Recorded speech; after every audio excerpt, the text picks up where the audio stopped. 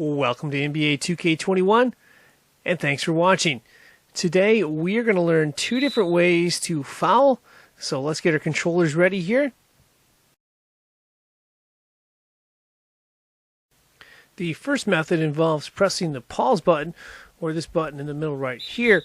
What that is going to do is that's going to allow you to have your entire team foul. So anyone on the team can do an intentional foul. So that's the easiest way to do it. You just press that button. They'll all go after the ball handler. So that is one way to give a foul. We're going to take a look at another way to do it as well. And this can be effective in a situation where you have a player in foul trouble and you don't want that player to foul out. So you want to have a specific player give the foul. Let's take a look at how we do that.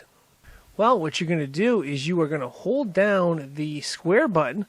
That's this button right here. You want to hold down the square button for a specific player to make a foul. So hold that square button down, and that specific player will make the foul.